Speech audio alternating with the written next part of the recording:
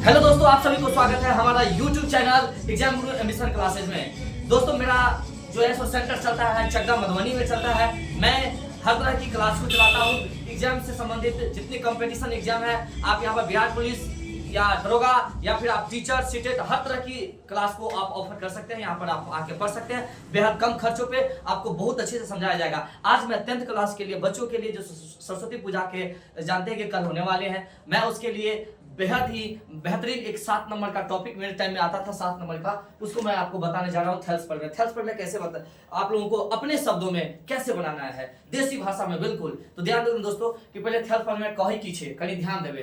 Thales पर मैं पहले कहे केकरा के छे।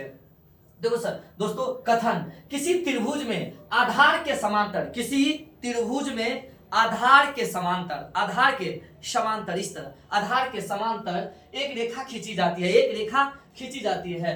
तो सिद्ध करे कि खींची गई रेखा जो शेष दुगो बच गया, ऐसे वाले बच गए ना, ऐसे वाले को समान अनुपात में काटती है, विभाजित करती है। ठीक ना, समान अनुपात मतलब होता है काटना, विभाजित करना, भाग देना। तो विभाजित करती है, उसको बट्टा के रूप में लिखते हैं तुलना करके। समझे दोस्तों, अनुपात का मतलब क्या होता है? बट्टा। तो देखो मैंने लिखा है कि उसको सिद्ध क्या करना है कि समान अनुपात में विभाजित करती है। सिद्ध क्या करना है कि समान अनुपात में जो शेष दुगो बच गया, शेष दुगो ही बच गया ना, शेष दुगो बच गया, उनको समान अनुपात में काटती है। एडी बट्टा बीडी, एडी बट्टा कितना, ये बट्टा ये, उसी तरह से ये बट्टा ये। ठीक है, और मैंने रेखा कौन सा खींचा?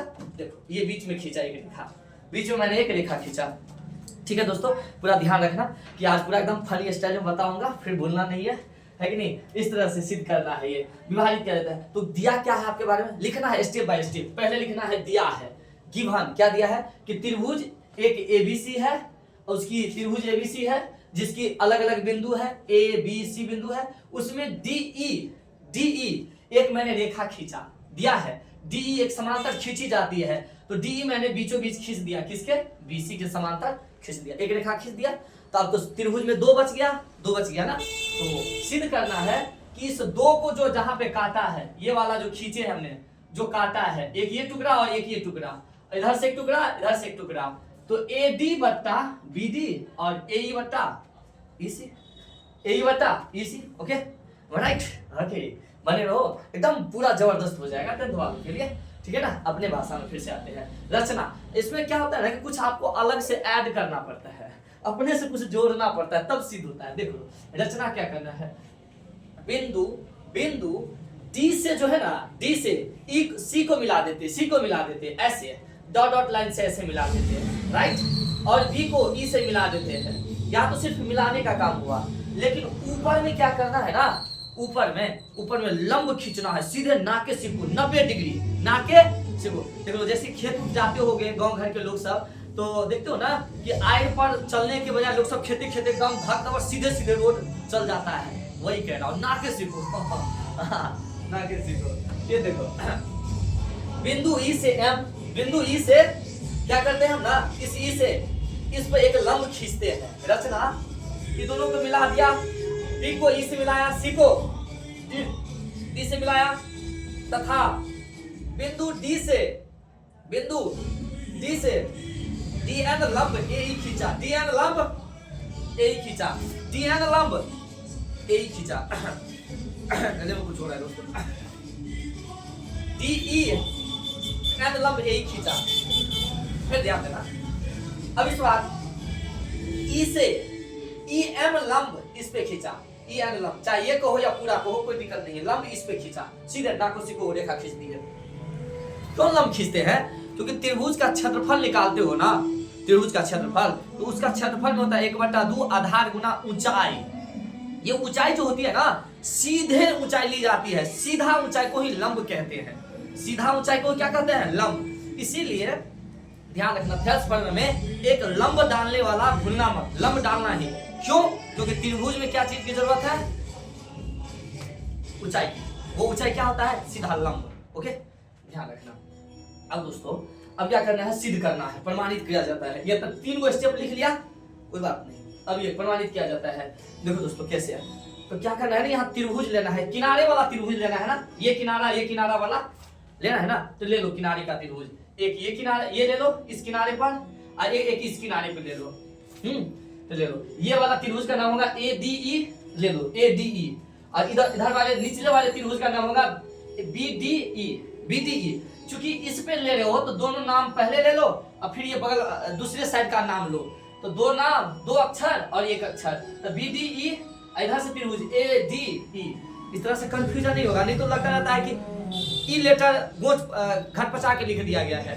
तो जिस साइड पे ले रहे हो ना उसका दोनों का नाम ले लो साथ में, क्लियर रहेगा। ले लिए दोनों त्रिभुज। इस दोनों त्रिभुज का क्षेत्रफल निकाल लेते हैं, तो क्या होगा 1/2 आधार। आधार तो यही होगा ना, आप ऊंचाई के लिए तो अभी बता दिए क्या ऊंचाई लिया हो EM, अपने से न खींचे ऊंचाई, वो खींच दो EM। फिर इसमें भी देखो नीचे वाले त्रिभुज में 1/2 गुने ऊंचाई BD, सॉरी आधार BD और ऊंचाई ऊंचाई क्या होगा। देखो दोस्तों, अगर मैं तुमको एक त्रिभुज देता हूं ऐसे, ये नहीं सोचना कि इस त्रिभुज का ऊंचाई हमेशा इसी के बीच में होगा। ऊंचाई मतलब होता है ना ऊंचाई कि सीधा एक पत्थर को गिराओ और सीधे एकदम पूरे सीधे गिरे, इसको ऊंचाई कहते हैं। तिरछी ऊंचाई की बात नहीं कर रहा हूं मैं। तो दोस्तों इसका ऊंचाई देखो ऐसे निकाल पाओगे कभी? क्या पत्थर ऐसे गिरेगा? नहीं गिरेगा, पत्थर ऐसे गिरेगा। तो देखो इस त्रिभुज का ऊंचाई ये सही है और ये वाला गलत ऊंचाई है। यानी कि ऊंचाई ना जरूरी नहीं है कि त्रिभुज के अंदर ही होगा, ओके बाहर भी होता है यार, गजब बात कर, त्रिभुज बाहर भी होता है ना, ओके है ना? जैसे पत्थर सीधी गिरती है, ध्यान रखना। तो ये इसकी ऊंचाई, इस त्रिभुज की ऊंचाई इसके अंदर नहीं खोजो, बाहर खोजो। बाहर कौन सा है EM, बाहर क्या है EM, खोजो बाहर। तो देखो त्रिभुज का क्षेत्रफल, ये वाले क्षेत्रफल 1/2 आधार BD अगुना ऊंचाई DE, ऊंचाई ऊ वाला D रे बाबू, ई वाला ऊंचाई, बाहर वाला ऊंचाई होगा, ठीक है ना।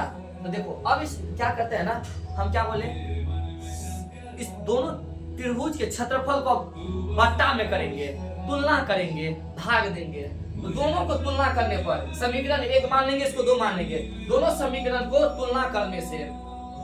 अब देखो क्षेत्र बायां साइड है, बायां साइड को लेफ्ट साइड कहते हैं, उसको राइट साइड कहते हैं। Left hand side LHS, right hand side RHS, right hand side right RHS। तुलना करने से इस दोनों को हम, तुलना मतलब होता है भाग, तो भाग दिए, इस साइड वाले को भाग दिए ना, भाग पकड़ के भाग दे दो, काट दो ओकरा, काट दिए। तो ये देखो दोस्तों 1/2 गया नाना गांव, कहाँ गया नाना गांव। अच्छा दोस्तों EM/EM दोनों सेम है ना, ऊंचाई दोनों का सेम ही होगा, लेकिन इमामा गांव गया ये बेचारा नहीं कट रहा है। तो लिखो ना इस प्रकार क्या हुआ, इसके बराबर जो बच गया सो AD/BD, समीकरण 3 जो बच गया सो 3। देखो दोस्तों अगर आपने इस साइड वाले भाग में जब इसके त्रिभुज को भाग दिया तो क्या निकला आपके पास AD/BD। इसका मतलब इस साइड वाले भाग दोगे आप, इस साइड वाले भाग दोगे तो इतना बटा इतना निकलेगा। इस साइड निकला E/E, तो इस साइड निकलेगा E/E। तो इसीलिए इसी प्रकार त्रिभुज, कोई भाग का त्रिभुज ले, भाग का त्रिभुज AED और त्रिभुज CED के क्षेत्रफल को तुलना मतलब भाग करने पर क्या मिलेगा इस बार? तो इस बार मिलेगा आपको ये बट्टा ये AE/C मिला ना। तो इस बार समीकरण 3 और 4। अब उस दोनों को छोड़ो, अब 3 4 पे बात करो। एगो कथन तुम लोगों को बता दे कि समांतर चतुर्भुज में देखो दोस्तों ये समांतर रेखा है ना, इस रेखा के बीच में कोई त्रिभुज खींचोगे, कोई भी त्रिभुज, लेकिन उसका आधार सेम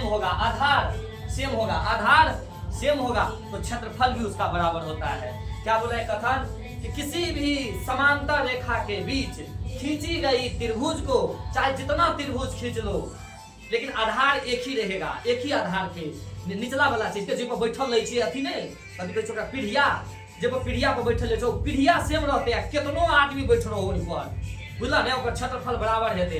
क्या तो ऊपर में की है एगो लाइन बराबर है, समांतर त्रिभुज समांतर लाइन बराबर है समांतर लाइन आई लाइने के बीच में चाहे कोई बैठो तो क्षेत्रफल बराबर है। तो यहाँ देखियो समांतर रेखा के बीच एक ही आधार पर बने त्रिभुज का क्षेत्रफल बराबर होता है। ये आप जानते हो, नहीं जानते हो तो जान लो। तो लिखो, इतना जानने के बाद क्या लिखोगे कि क्षेत्रफल किसका बराबर होगा। देखो त्रिभुज ई समांतर है ना समांतर। इस समांतर के बीच में एगो ई त्रिभुज हुआ, एगो ई त्रिभुज हुआ। इस समांतर के बीच में दोनों त्रिभुज को एगो ई को एगो इसको दोनों त्रिभुज क्या हो जाएगा क्षेत्रफल में बराबर लिखा हूं। इसीलिए त्रिभुज BDE और त्रिभुज CDE का क्षेत्रफल क्या हो जाएगा बराबर हो जाएगा। क्षेत्रफल क्या हो जाएगा दोस्तों बराबर हो जाएगा। होगा कि नहीं बराबर।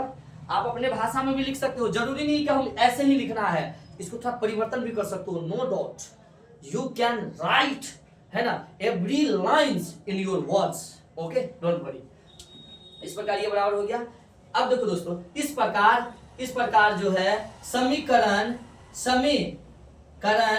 3 और 4 में क्या देखते हो। 3 और 4 में कि जब ई वाला भी देखो ना 3 4 में लेफ्ट साइड देखो ये ADE है और BDE CED अलग था, लेकिन वो भी हम क्या कर दिए बराबर। तो सब तो बड़े बड़े ना हो गया इस साइड। ये जो अलग अलग था वो भी अभी हम बराबर कर दिए नीचा में लिख के। तो सब क्या हो गया आपस में बराबर। हाँ बराबर। तो देखो सब लेफ्ट साइड यानी बायां पक्ष बराबर है। 3 और 4 में बायां पक्ष क्या है बराबर। बायां पक्ष बराबर। दोस्तों एक साइड बराबर हो जाएगा तो दूसरा साइड भी बराबर होता है, समझे। निश्चित मानना पड़ेगा बराबर होगा, नहीं तो टायर गाड़ी उलट जाता है, एगो बरद बेसी चलता है एगो कम चलता है। तो आप भोज परसने के लिए जाते हो, भोज में दाल कुछ पर्सन सब तो देखते हो उठाते हो तो ज्यादा भीड़ होता है ना, तो उसको बराबर करने के लिए इस साइड हम बल देने लगते हैं, ऐसे झुक के चलते रहते हैं। नहीं तो इससे ज्यादा वजन हो गया ना डालने का, तो ऐसे खड़े रहेंगे तो तुमको झुका देगा। ऐसे चलेंगे तो नहीं ना। तो इसको बराबर करने के लिए ऐसे झुकना पड़ता है ताकि उसको बराबर कर सके। एक साइड बराबर होता है दूसरा साइड भी बराबर करना पड़ता है। इसीलिए RHS साइड भी क्या हो गया बराबर। RHS साइड क्या हो गया दायां पक्ष भी बराबर। एक पक्ष बराबर अगर हो गया किसी भी वजह से तो निश्चित है कि दूसरा पक्ष भी क्या होगा बराबर। इसीलिए RHS दायां पक्ष भी क्या होगा बराबर होगा, भी बराबर होगा। अतः जो आप लिखे थे प्रूफ करना वह लिख दो। अतः AD बराबर BD AE बटा CE क्या हो गया प्रूफ हो गया बराबर हो गया। देखो है ना प्रूफ करना है। जय हिंद दोस्तों, अपना ख्याल रखना। 10th में अगर आपको कोई और भी टॉपिक्स पे वीडियो चाहिए, ओम्स का नियम चाहिए या फिर जनरेटर से कुछ संबंधित जानकारी चाहिए, आपको हृदय हार्ट से संबंधित कुछ चाहिए, आपको बायोलॉजी का कोई टॉपिक चाहिए, फिजिक्स का टॉपिक चाहिए, कोई भी विषय का, तो आप हमें बताएंगे। इतिहास भूगोल कोई भी टॉपिक, तो हम भले कंपटीशन का पढ़ाते हैं लेकिन आपको हम इस वीडियो चैनल के माध्यम से आपकी समस्याओं को दूर कर देंगे।